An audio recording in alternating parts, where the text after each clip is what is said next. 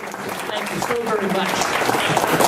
Before I give you the who, what, when, where, why, and how of this, by the way, my talk is a very simple one, and that is, how do we talk to non-libertarians? How do we talk to them in a way that we speak their language?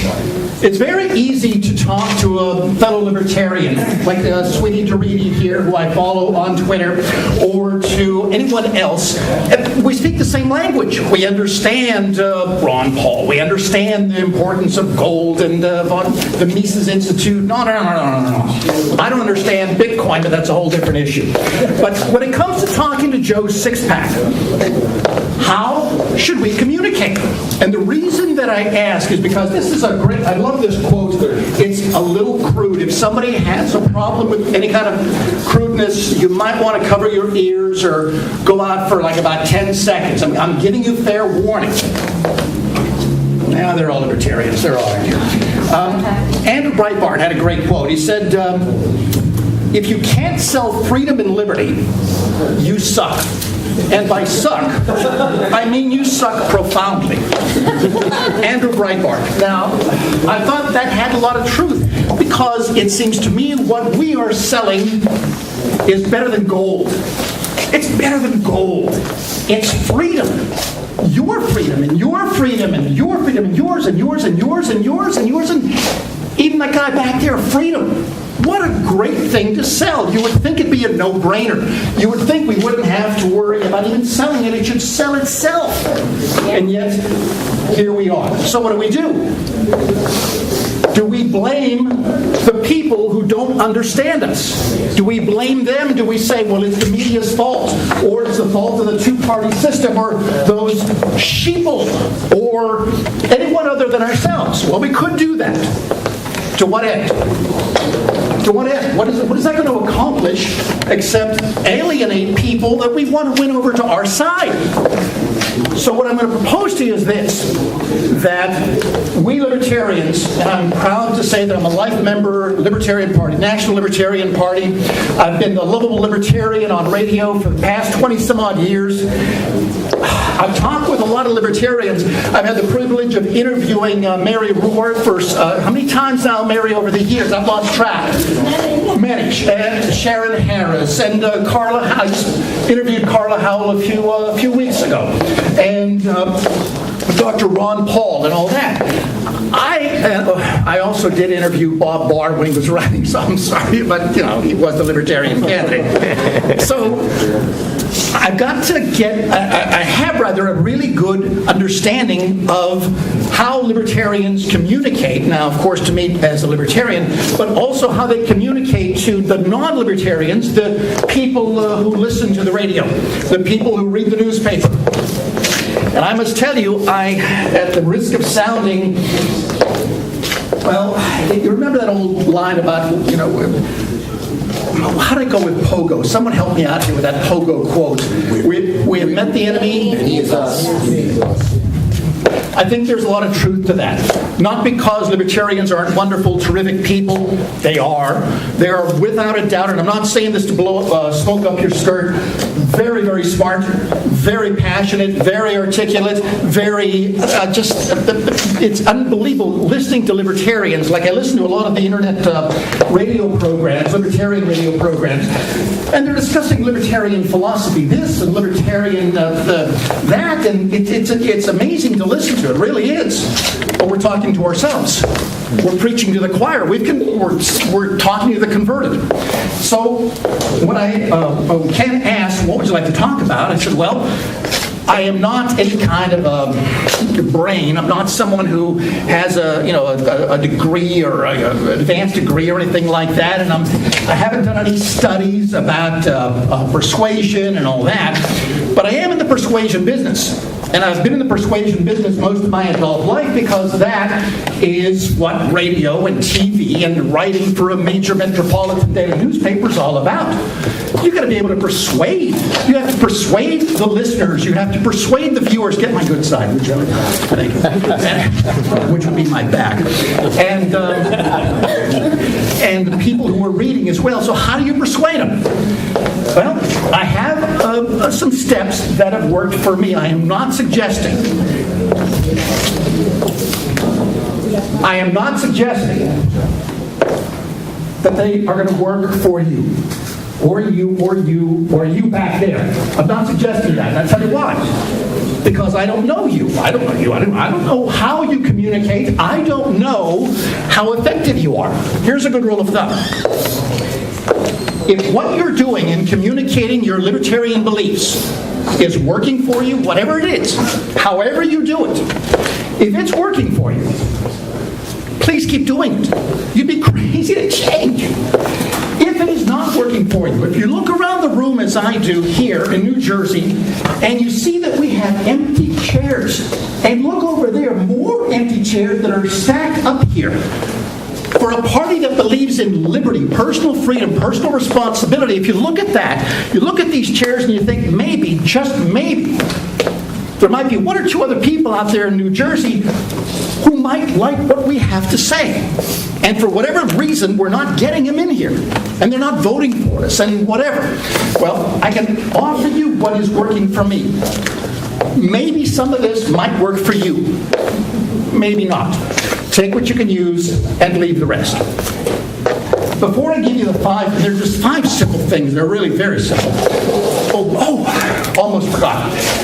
Squinty Doreen. I call her that because I follow her on Twitter. Hey, by the way, it helps people pronounce my name. It is Dorit. Squinty Doreen. Okay. How many people here are on Twitter? Just raise your hands. It's a start.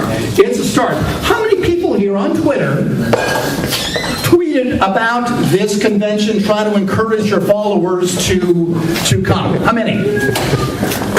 Okay, what does that tell you right there? I'm impressed. Those my followers aren't libertarian. What? I'm sorry? Those my followers aren't libertarian. That's one way of looking at it. I'm going to suggest another way of looking at it, and that is that every follower, every human being has the potential to be a libertarian, because what we are selling is freedom. We are selling personal responsibility, personal freedom. Everyone's a potential libertarian. What it says to me, and I'm not saying it's right or wrong because I don't know, it's my guess, that we missed a golden opportunity here. Again, show the number of hands of people who are on Twitter. Just on Twitter, please. Come on. A fraction of them sent tweets, if I understood this correctly, to come to the convention, to come hear all these great speakers, especially the last one. Well, I mean, any of them, of course. So there's a great opportunity lost. But why do I care? Why do I care about liberty? Why do I care about your liberty, your liberty, your liberty? Well, I'll tell you. I have an assistant. Darren, where are you? You back there? Could you go by that orange or gold T-shirt and raise that window blind, please? And the folks at the Free State Project there, you folks in New Hampshire, from New Hampshire, you're doing great work. I appreciate it. Raise your blind there, please. Just raise it. Raise what? The blind, the window shade, raise it. Can you do that? I want to show you why I care. Why I care. And I can't believe it's so close. One of the big problems that we have right now, of course, is the NSA. So Snowden leaks and Glenn Greenwald doing whatever he can to get the word out. And it's all about spying. It's all about people looking at us. What do you see out there? Is that good? What do you see? Rain. What else? Fine. The world. I'm sorry, what else? There are 2 big things right out there on Main Street. And I mean that literally and figuratively. I said, look up. What do you see? Stoplights. Cameras on Main Street. Cameras actually don't do anything. There's a little 3-way intersection there. And it would seem to be with all the traffic lights that you have and the walk, the pedestrian signs and all that, do you really need cameras? I look at those, I saw those cameras on Main Street, right here, and I thought, it just really bothered me. It really did. Now, I did something else. I asked a couple of the employees here about those cameras.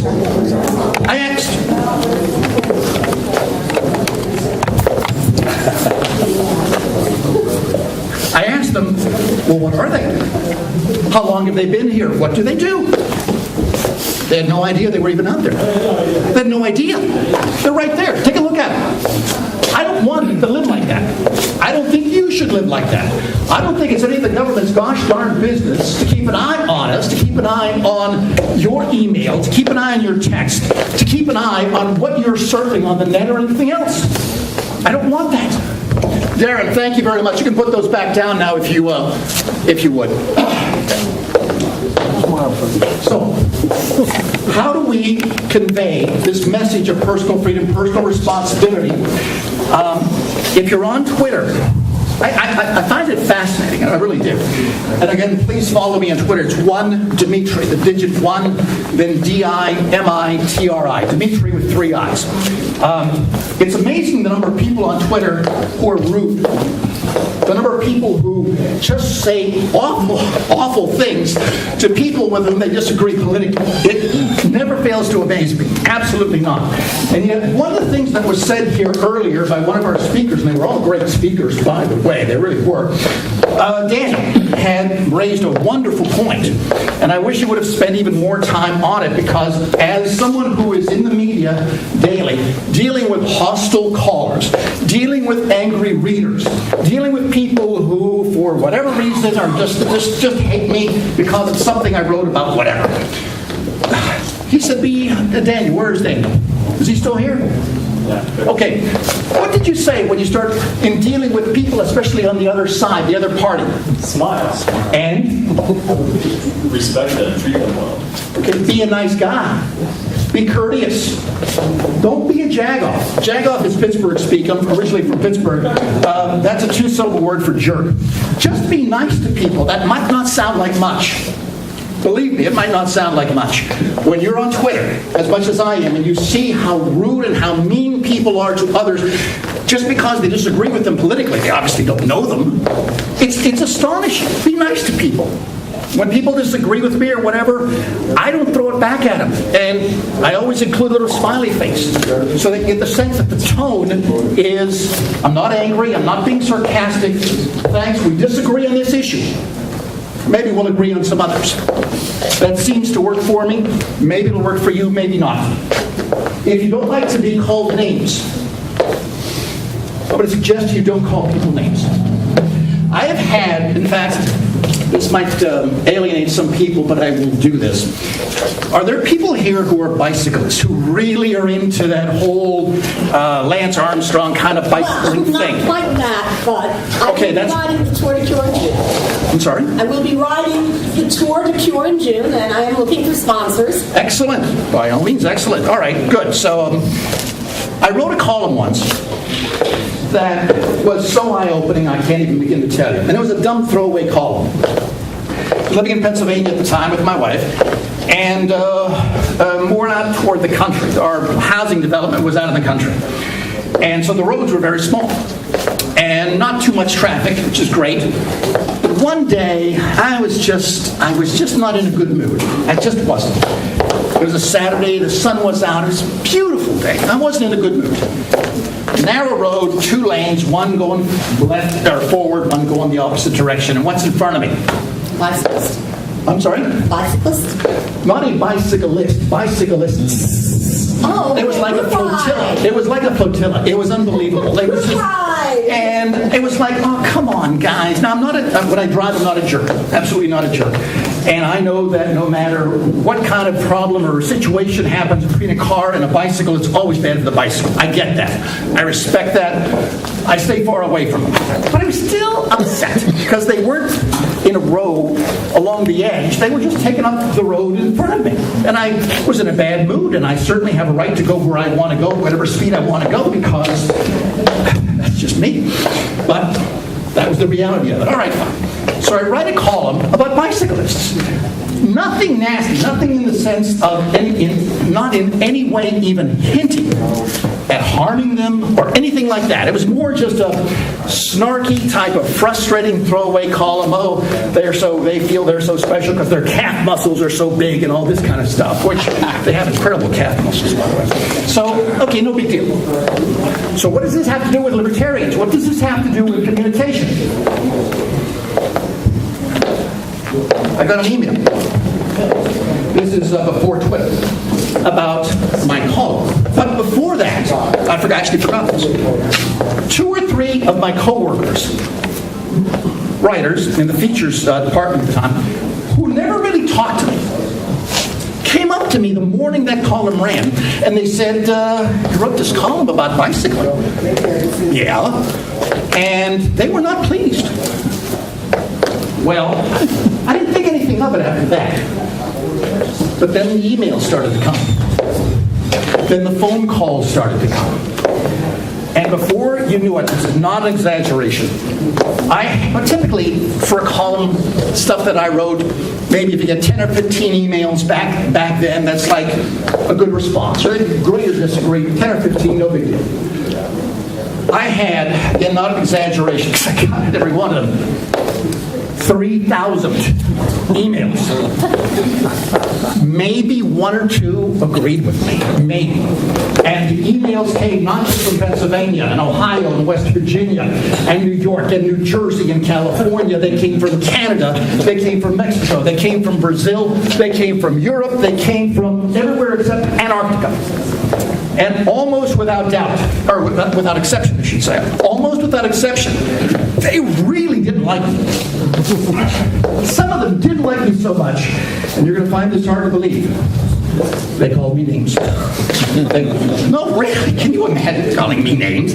But they did, and I mean some terrible things, just awful things. So what did I do? Well, how do you respond? When someone is calling you a name and they're really upset because of something that you wrote or said or you stood for or what they thought you stood for. I don't know if that's ever happened to you when you're talking to a non-libertarian, having them call you stuff that is not fair, it's not accurate, not right. What I did is I responded to each email, all 3,000. Except I didn't call them names back. I didn't say, oh yeah, well so is your mom, or whatever. Nothing like that at all. What I did was different. And especially with the worst ones, what I did was very simple. I said, hey, thank you for reading my column, and I meant that. Thank you for taking the time to share your thoughts with me. I meant that, because to me the opposite of love is not hate. The opposite of love is what? Indifference. Exactly. I'd rather have a reader hate me than not care. So I thanked them for reading the column. I thanked them, or her, for sending me sharing their thoughts. And I said, well, I'm sorry that you feel this way. Appreciate it. Maybe we'll agree on other issues. And have a nice day. And not in a snarky way. I meant that sincerely. Here's what was really interesting with that. I had every moral right to call them names, to put them down, but I didn't. Instead, I was very nice to them, especially when they were awful to me. I mean, they wanted my family to die under a bus. I mean, it's terrible stuff. Here's what was fascinating. With some of those people, after I sent them a nice response, thank you, appreciate it, maybe we'll agree on other issues, which, by the way, is always a great line for any kind of libertarian, even if they disagree on gold or on whatever. Hey, maybe we'll agree on something else. Thanks for listening. I think it's a very powerful line, and it's true. A certain surprising percentage of the people who received my nice reply to their horrible, hateful email apologized. In their email, they said, essentially, look, I'm sorry, I got kind of angry, didn't mean to say that stuff, didn't mean to call you names. And I wrote back, hey, not a problem, comes with the territory, which is true, it does. If I would have sunk to their level, and I had every moral right to do that, yes, would I ever have had a door that could have been open to maybe someday convince them about being libertarians or about anything else? No. If I call someone a name, if I put them down, even when I'm justified, and by the way, the only time I ever do that is when I am justified, and you can look that up on Google, it's amazing how you can now almost make a friend. You can now make, you're closer to having someone being willing to listen to what you're saying. Just because they were a jagoff, you weren't. You were a nice guy. Some of them actually, I still can't believe this. They wrote back, they apologized. It was fine with me. Sent in the phone calls. I returned every phone call. There were some awful ones in the voicemail. Oh, just awful. I called everyone back, had let them speak as long as they wanted to, thanked them and said, well, maybe we'll agree on something else. Have a good day. That's it. I think that's a very powerful tool. It's certainly powerful with callers that I have who want to call and argue with me. They think, well, this is like conservative talk radio, like Rush Limbaugh or Sean Hannity. People yell at each other, or the Fox News, where you have the conservative and the liberal arguing about something, and they're yelling over each. No, nothing like that. It's just a whole different way of persuasion. Let me give you my five things here. 5 steps. We did the Breitbart thing. All right. First, is anyone here a Star Trek fan? Trekkie? Okay. I'm sorry? Well, maybe not the biggest, but the biggest. Okay, what's your first name? Brenda. Okay. Brenda, are you... Oh, before... That's right. I was actually getting ahead of myself. First, is there anyone here who is bi? Not bisexual, not biracial, but bi-species. So no one here is like half human, half Vulcan? I'm afraid of that. All right, Well, Brenda. I have a character who is blind. Yeah. Do you know the Vulcan mind meld? Yeah. Okay, come on up here and explain it very briefly to our fellow libertarians, and then you're going to do this to me. And I'll tell you why. Well, first tell me what it is. Okay, the Vulcan Mind Meld is it's a literary device by which the Vulcan character puts his fingers over the hand of somebody else, and they're able to transfer thoughts between each other. It's almost like telepathy by touch. Like mind reading, if you will. Exactly. All right, now this is the Vulcan mind meld. You do this and read my mind. It won't take long. That's essentially how it works. Okay, and I can explain that one image in there. I thought I had deleted it. Thank you very much for Brenda. How about for Brenda? Give her a little round of applause, please. If you can't do the Vulcan mind meld to know what your person, Joe Sixpack, let's call him, what do you call someone in this area? Like in Pittsburgh, we'll call him a Yinzer. In Texas, Bubba. Somebody from Georgia, Deep South, good old boy. Do you have a name for the typical New Jersey guy around here? Dude, 609er. 609er? What is that? Is that it? Is that really? Okay, a 609er. All right, fine. You're talking to a 609er, and tell me about this 609er. Oh, I don't know the 609er. I'd say Piney. That's Piney. Piney. Tell me about a Piney. What's a Piney? They live in a shack. Yeah, same. In the Pine Barrens. Sussex County. Jay's neighborhood. Yeah, my neighborhood. A regular guy? No. They're out there like Pluto. I mean, All right, we're going to use Joe Sixpack. This obviously failed miserably. All right, Joe Sixpack. Do you know who Joe Sixpack is? Yeah. All right, you go fine. Do you over there know Joe Sixpack? I think they are good. Do you have any Joe Sixpacks there in New Hampshire? There's a few of them. Yes, you do. All right, that's good. That's good. So the first thing is Joe Sixpack, whether it's a listener of mine or a reader or whatever, I'll tell you one great thing that I've learned. The listener, the TV viewer, the reader doesn't care what I think about libertarian philosophy. Amazing as that may be, he does not care. What does he care about? What does Joe Sixpack care about? Todd, what does he care about? Sixpack. Getting laid. That's the idea of Joe Sixpack. What does Joe Sixpack care about? Himself. Exactly. Who said that? Himself. That, when I finally discovered that it was like eye-opening. He cares about himself. He doesn't care about me. He should, but he doesn't. But he does care about himself. So, how do you read his mind? If you you can't do the Vulcan mind meld like Brenda, then how do you read his mind? How do you know what Joe Sixpack cares about? Because that's where it starts. This is number one. Pretend to be selfish if you're not. No, that's one approach. Something a bit more honest. What is your name? Ask him. What's your name? Susan. Susan. And say it again now louder. Ask him. Did you hear it back there? I don't think so. Did you hear Susan? Did you hear Susan? Say it again, Susan. They didn't hear you. Ask him. Exactly. Ask him. You don't need to be a mind reader. You don't need to have the Vulcan mind melt. It is amazing what I have learned from people by simply asking. It might sound, I know it sounds ridiculous.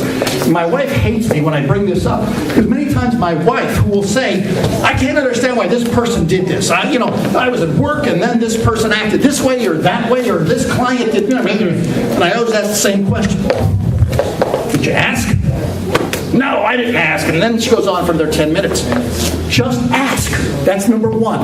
As simple as that sounds, as obvious as that, he will give you the roadmap you need to get to wherever you want to go with your libertarian, pitch or idea. He'll tell you. Joe Sixpack maybe cares about the price of a gallon of gas. What is it in New Jersey?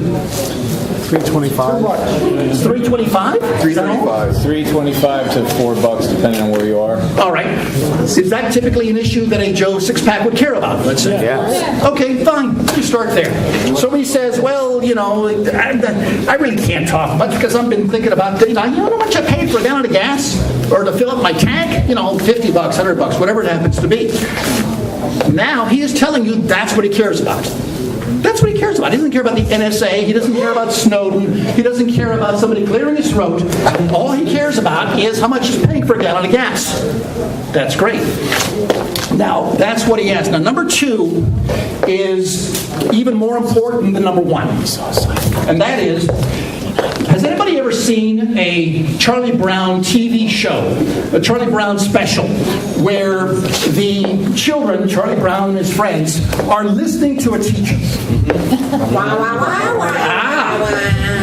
This is a good one. What does the teacher sound like, Brenda? You know what I'm talking about here? You've seen this, right? Well, that's like I think a trombone. They put some kind of a rubber thing at the end of it. Many times, and you can see this on TV with people who interview, and I used to do this as well. When you ask the person, what matters to you, Joe Sixpack? Price of a gallon of gas. I did.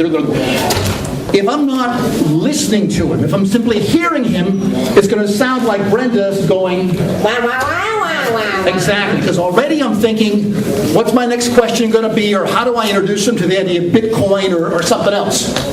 Listen. After you ask, listen. As obvious as that sounds, as an interview, and I've interviewed an awful lot of people over the years, it is amazing what they will tell you. It is amazing what you will pick up, what clues, if you just listen. That's all it is. Now, number three. We're almost done, by the way. Number three is, I think, fascinating. That might be a good example back there with the table. Have you ever worked a table, a booth or anything? Let's say a libertarian thing, you're handing out libertarian literature. You're on this side, and the other person, the non-libertarian, is on that side. Or maybe at church or something like that or whatever. Has anyone experienced anything like that? Yeah, sure. Okay, fine. Here's number three. You're talking with Joe Sixpack. He's concerned about the price of a gallon of gas. You listen, and yes, because he doesn't make that much money, and he wants his kids to go to school and can't afford tuition, blah, blah, blah. In your head, what I do in my head is I try to walk from that side of the table to this side of the table to be with Joe Sixpack, to have common ground, to try to get common ground. For example, with the gasoline analogy. When Joe Sixpack says, I paid, $3.40 for a gallon of gas or whatever. Hey, you know what, Joe? Last week when I was at the ABC gas station and I'm filling up, I paid, X amount, whatever. And I know the gas was actually more expensive other places. So you know what I did, Joe? I hate to admit this, but I did do this, and I actually do this. I kept filling up my gas tank with the less expensive gas.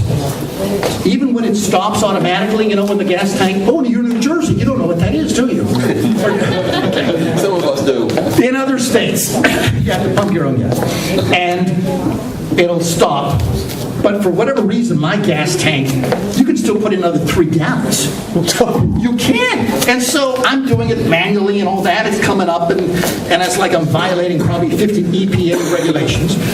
But I share that information with Joe Sixpack, because now we have common ground. And I'll say to him, you know, I had to get an extra $20 from where we keep our cash at the house to pay for this, and now that $20, I can't use it for something else.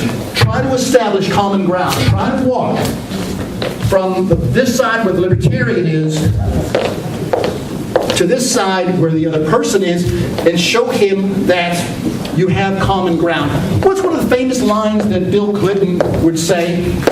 Do you remember? I did not have sex with that.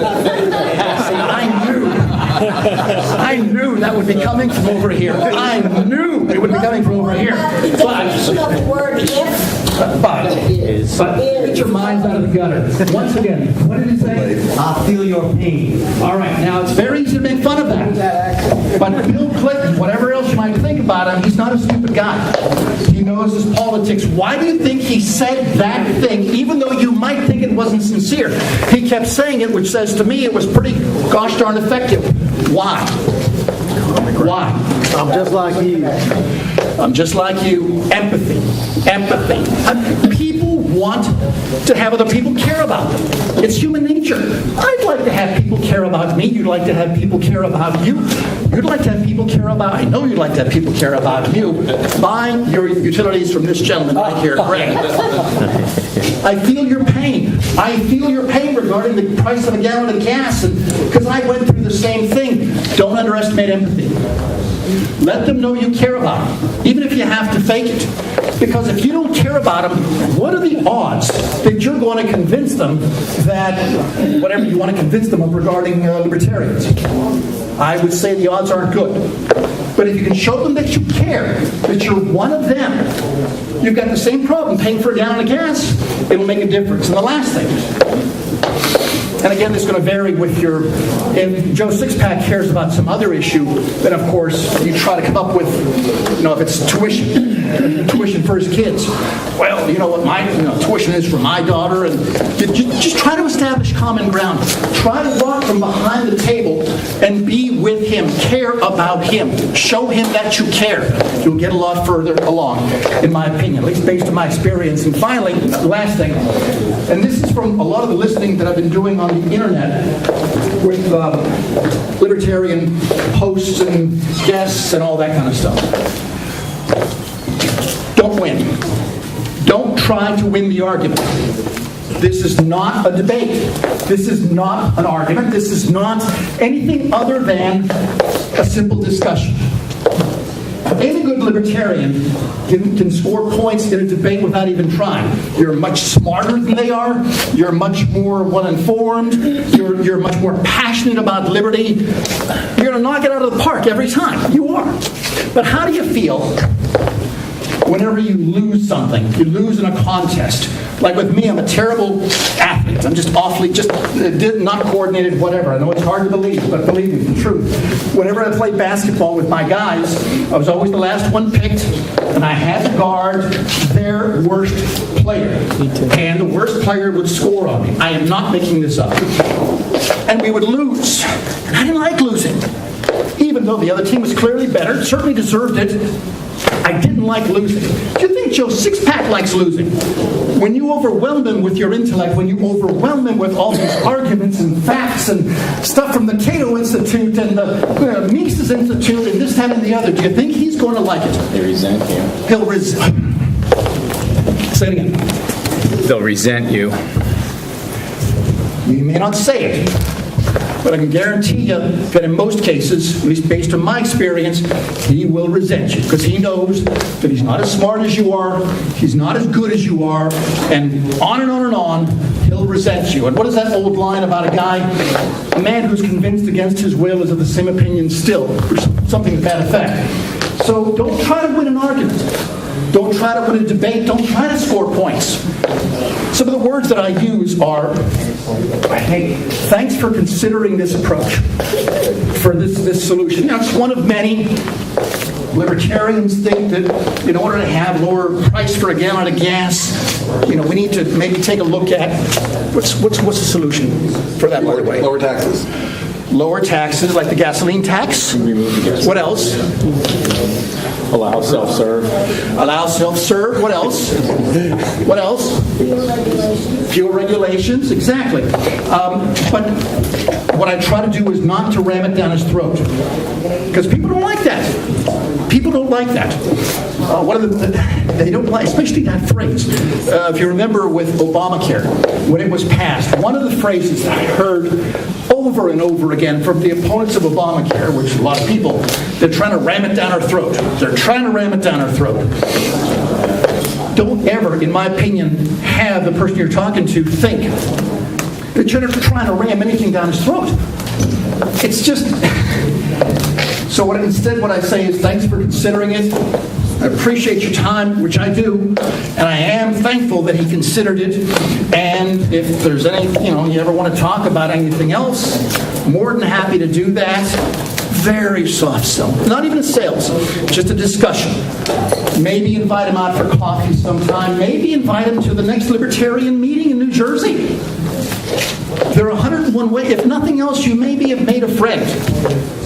And it is going to be a lot easier, in my opinion, to convince a friend someday down the road about some libertarian issue than to try to deal with somebody who you put down, who you try to cram libertarianism down his throat, who hates you, who despises you. Just try to be friends. Try to be a nice guy. Like Daniel had brought up before. Be a nice guy. Be courteous. Be kind to these people. Even when they're jerks to you. Nobody could get the grief that I got from that ridiculous bicycle column. I guarantee you've never seen anything like this. At least for most of you. And if you are nice to them, especially when they're at their worst, some of them will feel bad. Some of them will apologize. You open a door. Hey, this guy isn't so bad. I behaved like a jerk.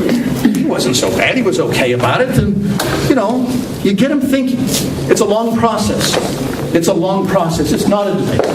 So those are the 5. What's the first thing? Quick recap. It's real simple. Think of Brenda. What's the first thing? Common ground? No. That was First thing to know. We might agree on something else. What's the 5 steps? The first step, if you want to know what Joe Sixpack is thinking, ask him. The second, if you really want to know what he is saying, what do? Listen. You listen. Again, think of that. Third, common ground, come from behind and let him know you feel his pain. Let him know he's a human being. He's not someone in a debate contest. He's a human being. He's got problems. The last thing he's thinking about is libertarian philosophy or anything else. But he knows he's paying too much for a gallon of gas. And you know he's paying too much for a gallon of gas. And you have a solution. Offer it in a gentle way, in a kind way. Say, here's one possibility. There are others. There are lots of others. Here's what seems to work for me. What do you think? And don't try to score any points. And if he brings up a good point, go out of your way to acknowledge it. Because he knows he's in over his head. But if he says, well, yeah, but what about, the safety issue with pumping your own gas, or whatever the other argument is, you can either be dismissive and say, well, that was disproven by 12 studies at the Cato Institute, or you could say, well, that is a good point. And that's something to at least, factor in and decide for yourself. So those are the 5 things. Again, if your way is working for you, please keep doing it. And what works for me may not work for you in any event. But maybe one of them might. Maybe asking might. Maybe listening. Really listening might. Maybe finding common ground. Maybe realizing that we're not really dealing with anyone other than a fellow human being. So That's all I can add to that. One last thing. Is Darren still here? Darren, you want to come up here for a second? I want to introduce you to somebody. You may know him. Do you all know who Darren Feast is? Not yet. They don't? Oh. Well, I think... DJ Hummel knows me. Let's talk about that. This guy was my first producer at WWVA Radio in Wheeling, West Virginia. I came to the station, did a 2-day audition. They said, work with this guy. He's got weird fingers. Show him the fingers. They're weird fingers. That's Darren Feast. Remember that, because it'll help you remember him. He's got strange fingers, but he can do things with those fingers that I can't do. Don't you dare ask. All right, now, this guy was incredibly helpful to me in my career. He found the right music. He found the right listeners. He got radio like few other people. He was so good. Do you remember Congressman Bob Ney, the guy that ended up going to Scotland for golf and ended up, the guy who renamed French fries America fries or French fries? Well, that congressman was from our area, in the Wheeling area, although he was from Ohio. Of all the people that he could have hired, he ends up hiring Darren to go work in Washington, D.C. in Congress. And I kind of lost track of Darren, with the years and all that. But he's in New Jersey. Guess what county Darren Feast is in New Jersey? Guess the county. Guess the county. Oh, come on. You've got to know some counties in New Jersey. Cumberland. Cumberland? No. Mercer? Who said Mercer first? Very good. How many libertarians are registered in Mercer County? 68. Here's one of them. This is your guy. The only reason that he's here, I'm guessing, correct me if I'm wrong, well, tell me in fact, tell me. Well, actually, I've been working with PJ Hummel. I'm actually going to be working with him, and we're going to try to do a lot of things to improve East Windsor, Hightstown, and the entire state of New Jersey. But why are you here today? Because PJ Hummel invited me along to meet a lot of people with similar ideas and values as myself. I looked at the convention schedule, saw Dimitri was speaking, and said I have to come and say hello. That's the kind of guy he is. Darren Feast, thank you very much. I would not have the career that I had, especially at WWVA, without that guy. And he's a registered libertarian, so it can do anything. Two last things very quickly. Mary had a wonderful point about, and Mary, please help me say this properly, about get behind an issue where we can be like the champions of something. Is that pretty much it to help? Okay. You have an opportunity. Again, I'm not from this area, so I don't know all the nuance regarding New Jersey and the politics and all that. But were you here and listening to Sean, the guy, the prisoner, the guy who was talking about his story and about that poor man who died? He's trying to get publicity. He's trying to make a difference. Well, listening to what Mary had to say, again, this is certainly up to you. You might want to consider saying, hey, this could help the Libertarian Party in New Jersey get on the map. We can be the champions of this effort to reform the prison system so that old men who are going through the DTs aren't left there to die like dogs. You've got Sean, who is a great communicator, who's got a great story. He has said the only people who are interested right now seem to be maybe the ACLU, maybe Amnesty International. Is that right, Jay? And it would seem to me this is a golden opportunity if you want to follow Mary's advice. I'm not putting words in her mouth, but if no one else is wanting to do anything about this gross abuse of civil liberties, this might be a golden opportunity for all of you to get together if you want and you understand all the nuances and say, hey, we can trade emails, we can trade, we can get on Twitter, we can do whatever, and we can champion this cause. You want free publicity from the media? If you're going to bat for some poor old guy who was left to die like a dog in a county jail cell, this might be it. You've got a good spokesman, and from the little that I could tell from Sean, a very compelling story. This story is going to probably go on forever with lawsuits, I'm guessing. So it's a story that's going to keep on giving, in my guess, in New Jersey. So if you're looking for something to be a champion of, especially civil liberties, not a Republican thing, not a Democrat thing, it's a human being thing, a libertarian thing right at its core. You've got a story in your own backyard. So if you're willing to rally around this and organize and to do what Mary is suggesting, this could put you on the map. At least it's a thought. And one last thing. The Oscars. Did y'all see the Oscars and that picture, that... selfie? The selfie, right. Did you all see that? Okay, so here's what I'd like to do.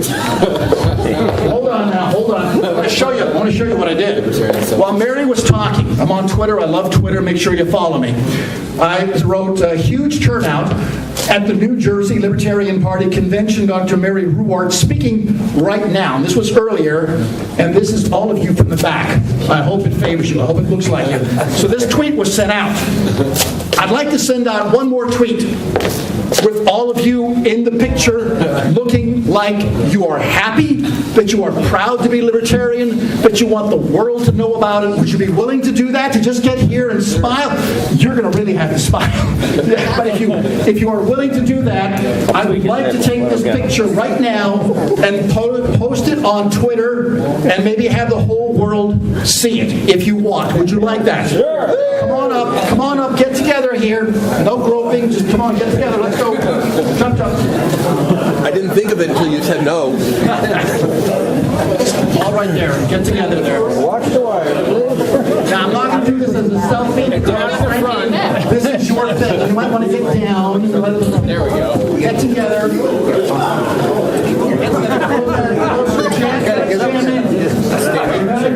Cheers.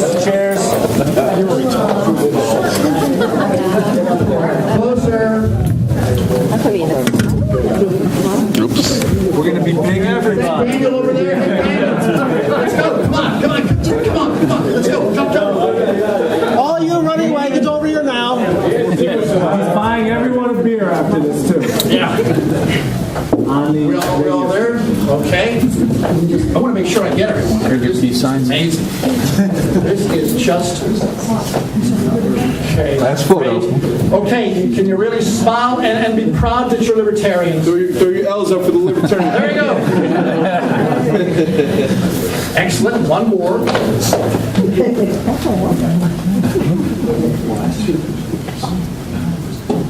Great. Give yourselves a big round of applause. Thank you all. Do we have time for questions and answers? Or is that Sure, no, we have time. All right, any questions? Brenda, you? Okay. I got it. Okay, how much time? Let me just check on the time. Jay, how much time will we have? Because I don't want to take their We have time. the room for a while. You can. Well, yeah, but I mean for them. You're the last speaker. Well, okay, question. All right. I'm sorry, wait, I can't hear you. We need to shut off the bar is what we need when people... Yeah. Okay, This is basically a comment. can you all hear it back there? Do you want me to take that? Go ahead. Okay. All right. Just quick. I will make it quick. This is just a comment, okay? Last time I brought this up at a Campaign for Liberty meeting in Sussex or Morris County, I swear it looked like I kicked the dog in the room, okay? And I have to apologize in advance, but I have to dispel this perpetual myth about these traffic cameras out here. Right. They have there's nobody behind those cameras watching our movements. Those have replaced the induction coils that used to be underneath the asphalt. Instead of municipalities and the county and the state having to dig up the asphalt every time one of these induction coils goes bad, they have got these cameras mounted so that it makes a constant comparative picture of the intersection, and it detects when there's actually a vehicle ready to go through the intersection. I feel bad saying it, but it is the truth. However, there are cameras in New Jersey. Yes, there are some towns that have incorporated cameras. It's supposed to be a study that they're doing in various towns. It's not a study anymore. I built maybe a dozen streetscapes. Can you get the microphone to him so others can hear him, please? I built about a dozen streetscapes in New Jersey, big stuff. And some places you run CCTV conduit. Oh, okay. All right, that goes directly back to the police stations. And they have small cameras up on pedestals in the town, so they're photographing everything. But the traffic signals have replaced the loops that are the loop connectors that are in the road. Because every time you mill and pave today, you take out the control mechanism for turning that tells when cars are at the intersection. That's Great. What we should do is put pictures on our website of both of them so we can educate the public and they know when there's a camera and when it's just a traffic control. Absolutely, and I'm glad you brought that up, but it's the metaphor as well. I mean, obviously, I'm not from New Jersey, so I don't know about those two, but it just struck me. New Jersey Libertarian Party annual convention, and you've got these cameras right out there, and it's like, it just makes me nuts. I'm sorry, it just does. So if I misinformed you, I apologize. If nothing else, I think it's a wonderful metaphor, cameras on Main Street, because I don't think they belong. Brenda, quickly. That apparently, it sounds like in some areas of the U.S. and apparently all throughout the U.K., there is complete CCTV coverage, ostensibly for law enforcement use, and apparently there are times, there's some stories in the UK where the government has forced CCTV cameras inside people's individual homes to make sure that they comply with their behavioral standards. It's just unbelievable what is happening. Thank God for Glenn Greenwald. Thank God for Snowden. Thank God for Chelsea Manning. Thank God for all of them. Because I read 1984, as we all did and all that, and until the Snowden information came out, I thought we had the potential of someday living in a society like that where they read every God-blessed piece of email and everything else that we send. We're already living in it. The clocks have struck 13. So, any other questions? Is your show on the internet or podcast? My show? Oh, that's the last. Okay. I'm planning to do, in fact, Darren knows about this because I ran this by him because I value his judgment. My Project X is I am very near putting a show, launching a new radio program on the internet, The Lovable Libertarian, that's a service mark, and that is going to be primarily about civil liberty issues. And I'm going to find funding for that, so I'm looking at crowdfunding. If anyone knows anything about crowdfunding, talk to me afterward. And please, if you would follow me on Twitter, I will follow you back. It's 1 Dimitri, the digit 1, then Dimitri, and let's make something happen here. You have a wonderful nucleus. You got great guys. Your webpage, by the way, is outstanding. I was amazed when I went there because, I know it sounds ridiculous, but I went there and everything was up to date and everything worked. And there are a lot of web pages that aren't like that. You have a great nucleus right here. Thanks to Jay. Jay again. Jay. You rock, man. You rock. So you've got incredible resources here. You've got, certainly, I've got to believe, lots of libertarian issues like that poor dead man at the county jail. You've got great leaders from what I can tell, and your new guy, he dresses real nice too. That makes a difference when it comes to the media, believe me. So I think you're all set to go. I cannot thank you enough for your time and for your good humor, making, joking and all that, sweetie. Thank you all so very much. We'll see you on Twitter, and keep fighting for liberty.